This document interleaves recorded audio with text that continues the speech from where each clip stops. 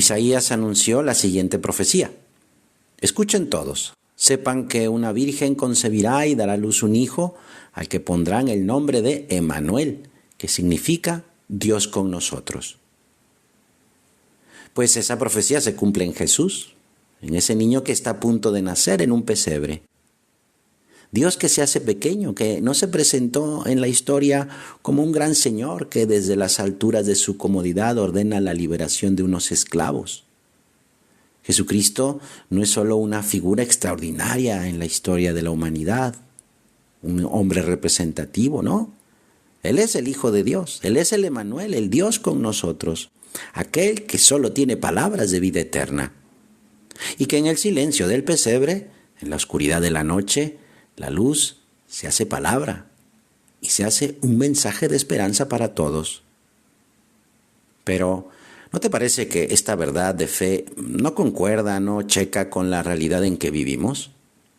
Me refiero a que, por una parte, escuchamos en las noticias sobre violencia, sobre guerra, o no vayamos muy lejos, en mi propia familia hay rencores, hay discusiones, o en mí mismo hay cosas que no van, que me hacen sufrir o que me alejan de Dios y de los demás, o cosas en mí que no acabo de aceptar. Por todo esto pareciera que eso de que Jesús nazca no es más que una historia bonita para niños, que no sé qué tiene que ver con mi vida. Bueno, pues aquí reside precisamente el reto de la fe, que convierte este anuncio en una realidad que da consuelo y da paz, pero sí que al mismo tiempo es exigente. Dice el Evangelio que Isabel se le cumplió el tiempo del parto y dio a luz un hijo. Se enteraron sus vecinos y sus parientes de que el Señor le había hecho una gran misericordia y se alegraban con ella. A los 8 días vinieron a presentar al niño al templo y querían llamarlo Zacarías como su padre, pero la madre intervino diciendo, no, se va a llamar Juan. Y le dijeron, oye, pero ninguno de tus parientes se llama así. Nadie le creía y por eso le preguntaban a Zacarías cómo quería que se llamara. Él pidió una tablilla y escribió, Juan es su nombre. Y todos se quedaron maravillados. Inmediatamente a Zacarías se le soltó la lengua y empezó a hablar bendiciendo a Dios. Es que el nacimiento de San Juan Bautista fue un regalo enorme para Zacarías y su esposa Isabel.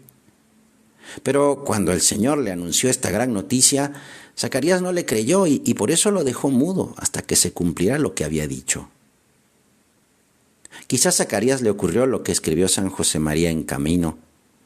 El desaliento es enemigo de tu perseverancia. Si no luchas contra el desaliento, llegarás al pesimismo primero y a la tibieza después. Y esto porque, como todo matrimonio, Isabel y Zacarías esperaban tener hijos, pero estos no llegaban. Ya eran ancianos y por eso es que a este pobre hombre se le había enfriado la fe. Ya no le creía todo a Dios. 9 meses de silencio para que tuviera la oportunidad de aprender a descubrir y reconocer el amor de Dios en su vida y pudiera renovar su fe, su confianza en Dios, Dios que es fiel a sus promesas.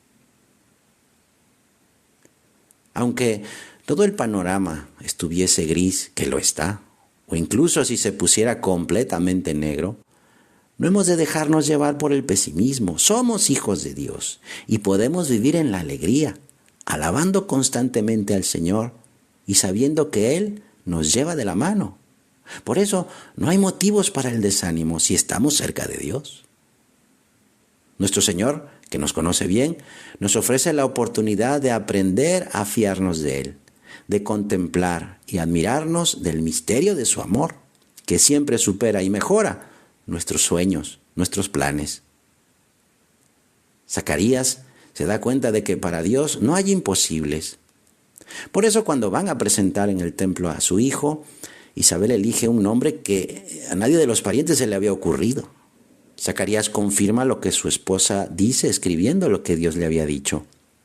E inmediatamente comienza a hablar. También nosotros necesitamos, como Zacarías, un tiempo de silencio para aprender a meditar, para aprender a mirar y contemplar las maravillas de Dios, para renovar nuestra confianza en Él. La fe nos hace sentirnos rodeados por el amor tan tierno y maravilloso de Dios, y a la vez que nos compromete en el amor efectivo a Dios y a los demás. Por eso la Iglesia nos anima a decir y a rezar: oh Emmanuel, Rey y legislador nuestro, esperanza de las naciones y Salvador de los pueblos, ven a salvarnos, Señor Dios nuestro. Sí, porque solo el niño Jesús tiene la respuesta que puede desaparecer nuestros miedos y dar vigor a nuestra fe, a nuestra esperanza. Por eso necesitamos que venga Dios, un Dios a nosotros, que se quede con nosotros, un Dios que se ponga a nuestro alcance, que recorra nuestros caminos y conduzca nuestros pasos. Un Dios que se sienta como nosotros, que conozca nuestras debilidades y nos transmita la fuerza para superarlas. Un Dios que se haga cercano, dispuesto a cargar con nuestros sufrimientos y curar nuestras heridas. Un Dios que nos enseñe palabras de vida, que hable al corazón. Sí, en esta Navidad se hace más firme nuestra confianza en el poder salvador de Dios hecho carne. Cuando parecen prevalecer las tinieblas y el mal, Cristo nos repite: no tengas miedo. Con su venida al mundo, Él ha derrotado el poder del mal. Nos ha liberado de la esclavitud, de la muerte, del pecado.